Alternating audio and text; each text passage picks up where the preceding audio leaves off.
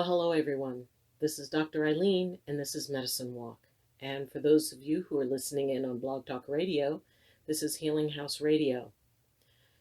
So, as we start our discussion of empathy and really, taking a look at what is an empath, and is it just about emotions, which it is not.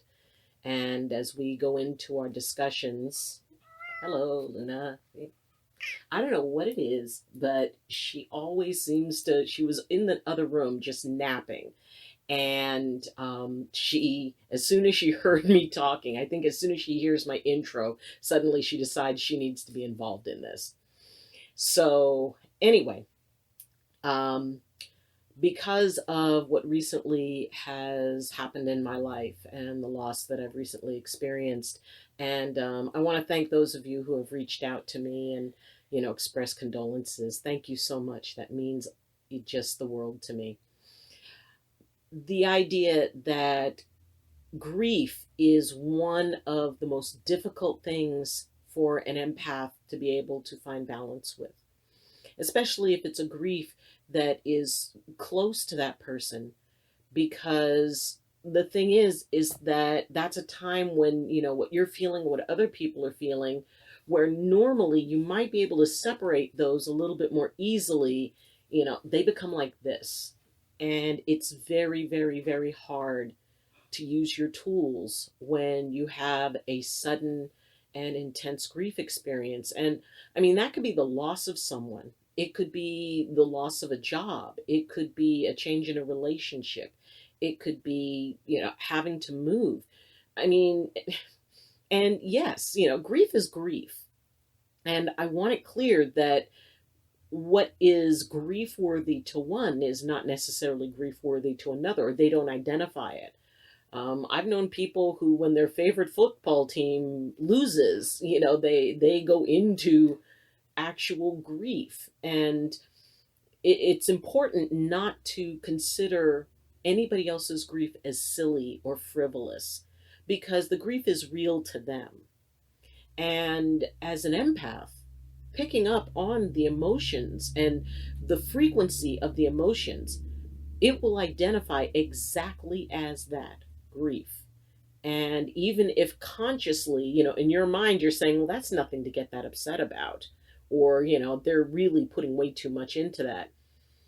From a heart to heart, from a feeling to feeling basis, that person, everything you feel from them will go, wow, this person is really hurting.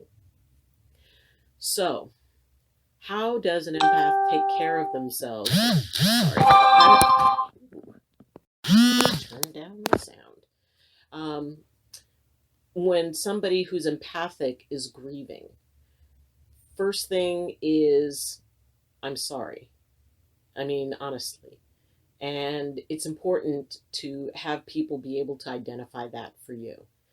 Because, I mean, especially if, in my case, it was my older brother passing away.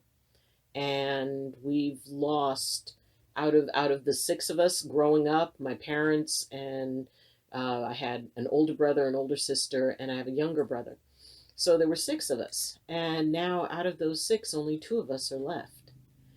And so, that really is a very kind of jarring type of experience. And when you look at having an ability to feel the emotions of others, I mean, first off, you're dealing with the emotions of those who are close to you. My brother, his wonderful wife, his wonderful children. He had just had grandchildren, and then, there are nieces and nephews and uncles and aunts. And so all of these people and all of these energetic frequencies that are identified as grief all come in at once at the same time that you're resonating with that yourself. And what I really want to start off talking about, because I do want to have a discussion about this, because it's one of the things that is, as I said, the most challenging thing for an empath to be able to separate It's like, sometimes it's easy to, go, it's like, okay, well, this is me and this is not me, and, self and non self. But the thing is that when something happens that overrides the, the more linear kind of analytical part of the mind, most people would think that empathy is based in, the right brain, um, or the left brain, the more imaginative. And oh no, left brain is imaginative. Right brain is analytical. That's why, most people who are left-handed have a tendency to be a little bit more analytical. But, there's a lot of discussion on that. Anyway, the analytical side of the brain is overridden because there is such an intense emotional experience that becomes a chemical experience. So it's a biochemical reaction as well. And what happens is that we're not able to go into that place of separation, because when grief happens, it just hits us on a very primal level, and it can be very difficult to be able to separate. So we're gonna have a couple of discussions on that. And um, I want to share some of the tools that I use. I've been a conscious empath for probably about 15 years now. And I've been an empath my whole life, but a conscious empath, one where I realize what I'm doing and what I'm experiencing is a tool that I can tap into, or I can choose not to. So, and this year we are going to be talking about that, how to turn this into a conscious choice as opposed to a reflex. And because ultimately, that part of our brain where our inner empath sits, you know, that part of us wants to feel. It wants that connection. That's what it does. That's what it is. And so to override that takes a lot of very focused thought. And eventually it can become, well, it's like, okay, just click, turn it off. And that takes practice, but it is possible. And when we're overwhelmed, when we're feeling overwhelmed, then it becomes an issue of consciously taking care of ourselves in ways that will allow us to be able to find our feet again, to be able to find that eye of the storm. Because going into grief is like going into a storm. And when we are able to kind of catch our breath, then we can take a look at what we're dealing with and how we want to manage it. So, first off, empaths need to spend time by themselves when there's a grief situation. And yes, there's every part of you wants to go and help and and do for people and all of that. That's part of it.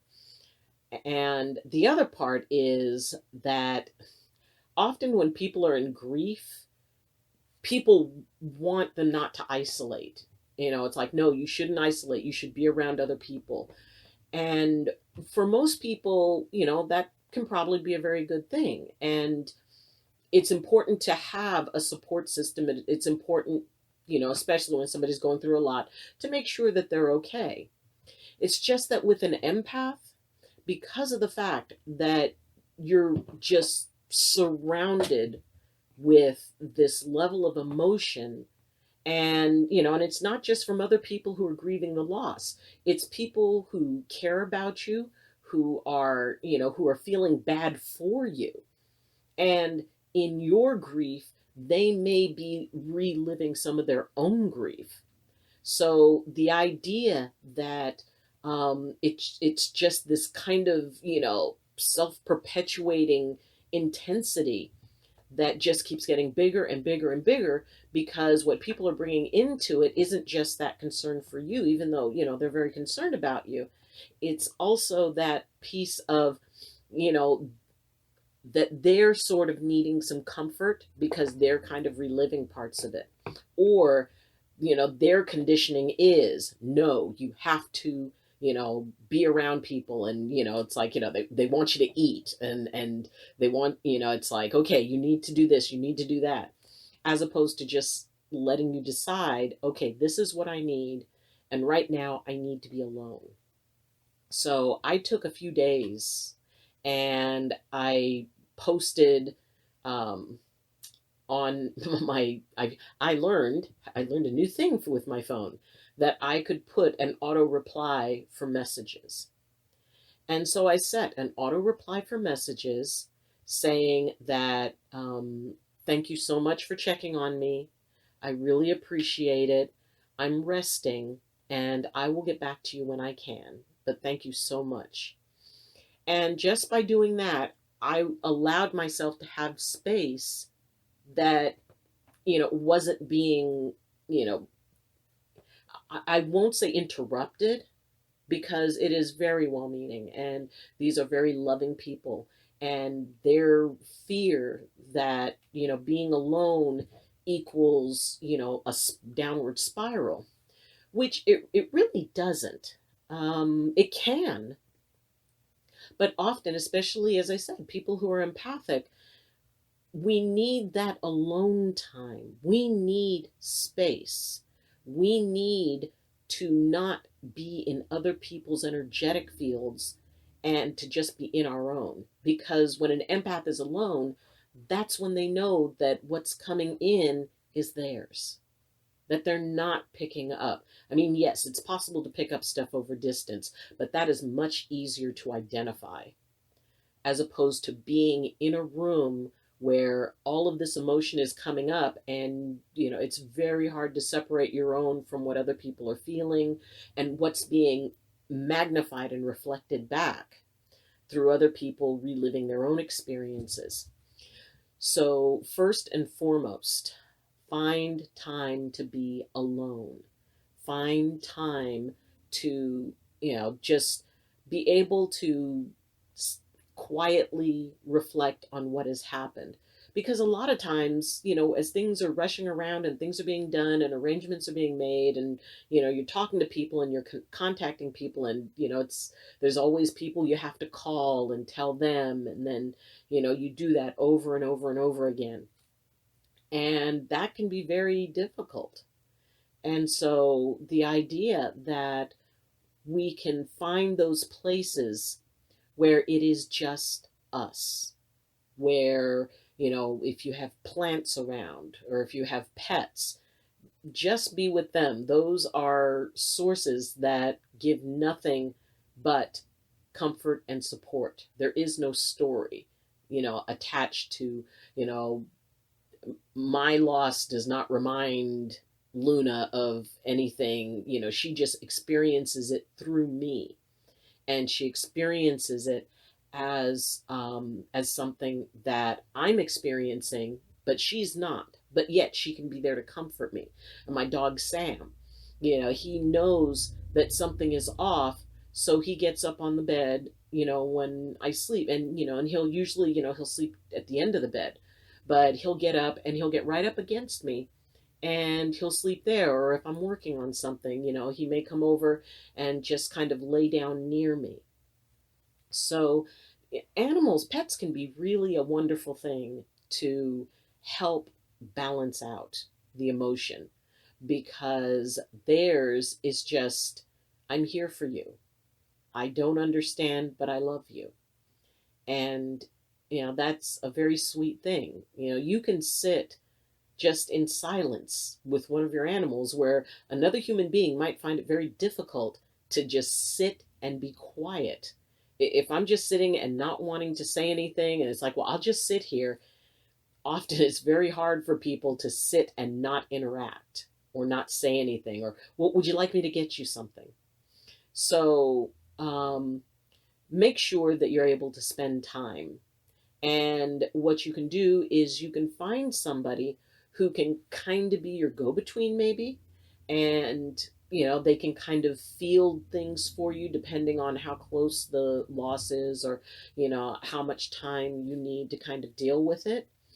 You can have a friend who will be that go-between.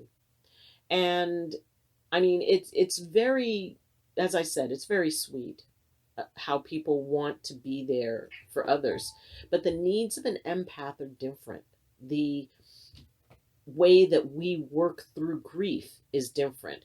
And I'm sure that many of you who are empathic, really kind of get that idea of, I just want to be left alone. I just want to, I just want to sit. I just want it to be quiet.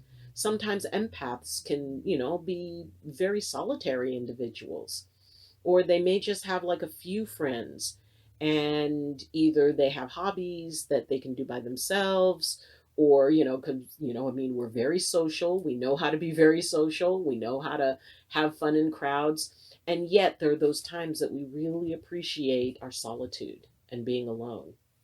And I've come to appreciate that so much more since I started, living in a cabin in the woods. So the idea that one of the key things that can help us is usually the last thing people want to allow us to have, just mostly because they're afraid. But make it clear to the people around you that you need time, you need to be able to be separate occasionally. And there may be times that you're going to let the message go to voicemail, you'll contact them the next day. So these are also times when we need our boundaries. Empaths, probably more than anyone else, need to establish and have excellent boundaries, because we feel on so much of a higher level, we feel with such a greater intensity, that having something come at us that is not welcome in our energetic field, either toxic personalities or controlling behavior, or a narcissist, we will be going all into empaths and narcissists. We will be having a big discussion on that. But that idea that at these times when there is a lot that's going on inside of you, and like I said, grief or stress or whatever it is, the first thing you need to do is to be able to come back to yourself, to be able to know what's yours. And the easiest way to do that is to, just be able to spend time on your own. Whether it's walking through a park, walking through the woods, going on a long drive. I love long drives. And be able to articulate that to people, so that way, I mean, you don't just disappear or just stop answering phones or anything like that. People who are not empathic don't really understand how intense grief can be when you're feeling it for everybody in the room. And they're not going to understand.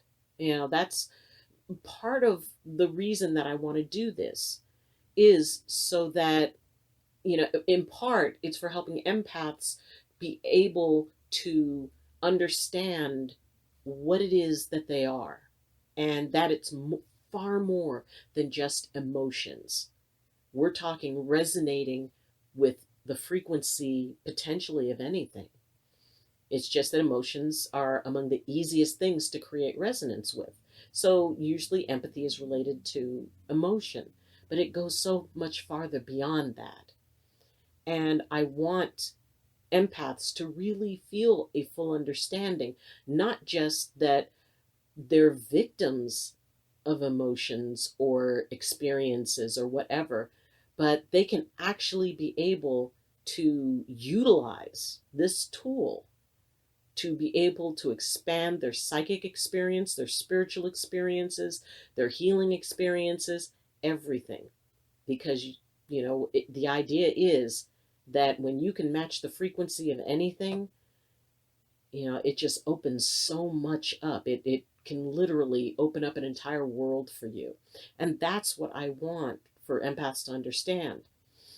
The other part of this is for non-empaths to understand what it is that it means to be an empath, and how to support and interact with an empath.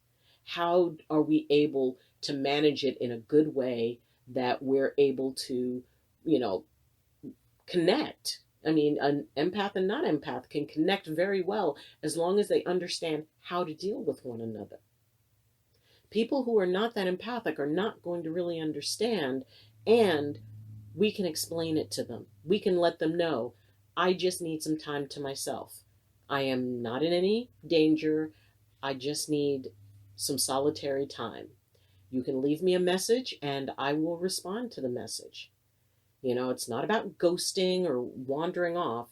It's about having people informed, especially people we're in relationship with, so that that way they can support us and we can be able to move through this process in a much easier way. So, step one, find time for yourself. Be able to get those quiet places where you're not reflecting anyone but you. And surround yourself. If you have pets, if you have plants, if you need to go out into nature, if you need to be in a drive or go golfing or bowl or whatever it is that allows you to focus yourself. You know, and grief it's something we have to go through. Grief is not where we get stuck. Grief is the path out, because grief is a process. And so as an empath manages that process, it allows us to be able to give ourselves space to be able to grieve, and at the same time still save some energy and time, and be able to work with others and to be able to support others through their grief. You just have to have times where you can separate the two. You work on your stuff and then you can still help others. You know, it's not an either or. You just have to be able to time them and to make time for yourself as you do this. You know, whatever your spiritual practices, follow those. But take time to be by yourself, because that's the one time when you can be truly you. So, thank you for joining me. We will be continuing this discussion more next week. If you have any questions, please post them in the comments. I do read the comments. For those of you who are listening in on Healing House Radio, please feel free to check out the YouTube page. And if you appreciate this video, then please, you can like the video, you can share the video. As I said, you can comment. Or if you feel that this is something that really works for you, please consider subscribing. We're up to 82 subscribers, which means that we only need 18 more for me to get a custom URL. So I would like to be able to do that, you know, say within the next couple of months. If you would like to support this channel at a higher level, then there's a link to my Patreon account where you can be a monthly subscriber for as low as $2 a month, and there are perks at different levels, up to and including private consultations with me. So, thank you. Thank you for joining me. And again, for those of you who have reached out to me, thank you so much for your support during this time. And if you would like to contact me, the link to my Twitter account and to my Facebook group, Medicine Walk with Dr. Eileen, the links are in the description. So, take care of yourselves. And as always, I wish you balance, I wish you blessings from my heart to yours. Love you, and be blessed.